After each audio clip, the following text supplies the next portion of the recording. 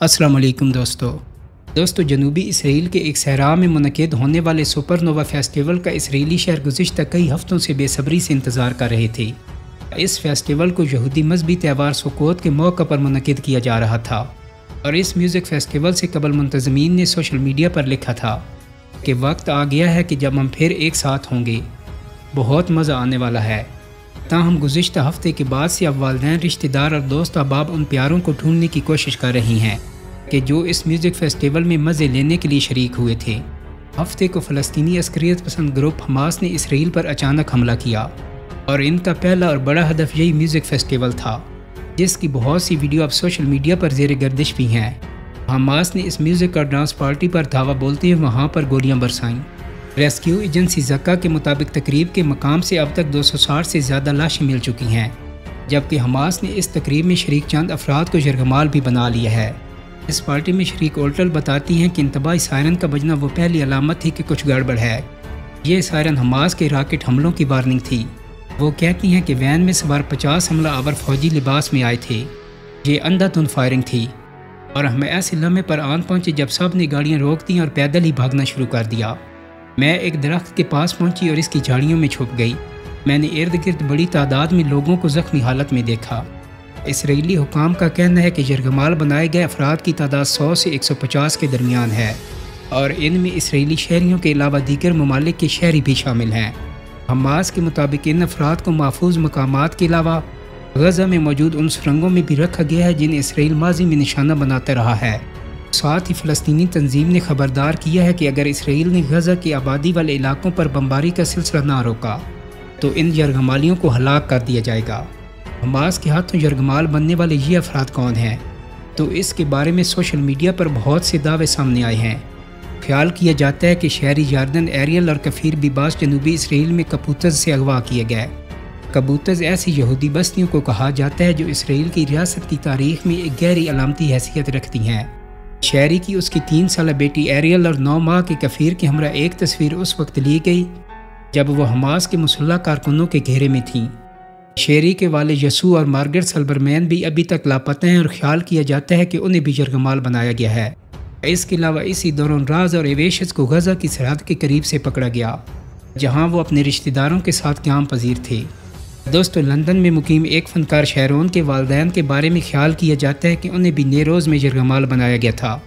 इसके अलावा जर्मनी से ताल्लुक़ रखने वाली सियाह शैनी लेवे गज़ा की सरहद के करीब एक म्यूज़िक मेले में शरीक थीं कि हमास के मुसल्लह कारकुनों ने इस इलाके पर धावा बोल दिया, फायरिंग शुरू कर दी और खौफज़दा शुरका को सहरा से फ़रार होने पर मजबूर कर दिया।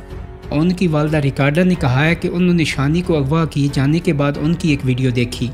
बाद अज़ां उन्होंने मज़ीद बताया कि उन्हें इतला मिली है कि शानी सर में चोट लगने के बाद गज़ा में तशवीशनाक हालत में है।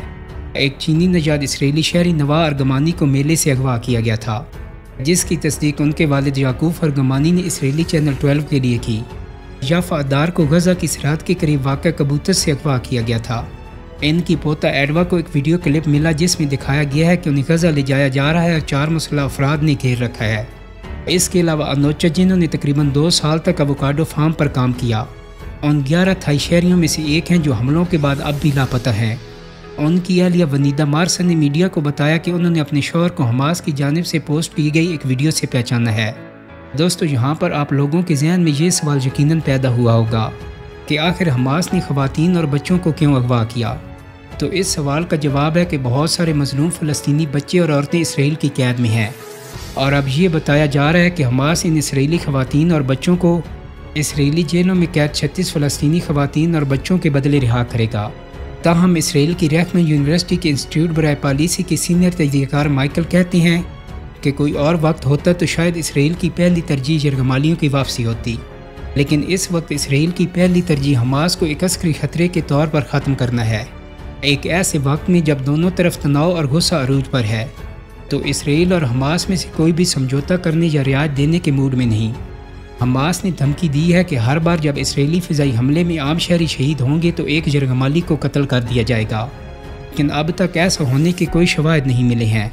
ताहम इसराइल की जानिब से भी किसी किस्म का तहम्मुल दिखाने के आसार नज़र नहीं आ रहे और गज़ा की पट्टी के ज़्यादातर इलाके तबाह किए जा रहे हैं।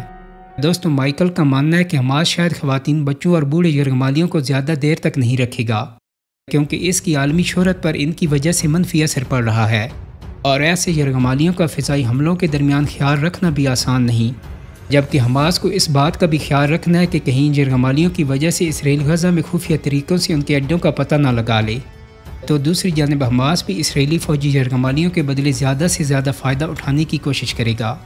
تو ایسے میں اسرائیلی حکومت کے لیے یہ ایک بڑا دردِ سر ہے کہ کیا وہ یرغمالیوں کو چھڑانے کے لیے فوجی آپریشن کی کوشش کرے گا جو خطرات سے بھرپور ہو، یا پھر انتظار کرے کہ جب تک حماس فضائی حملوں سے کمزور نہ پڑ جائے اور ڈیل کرنے پر رضامند نہ ہو۔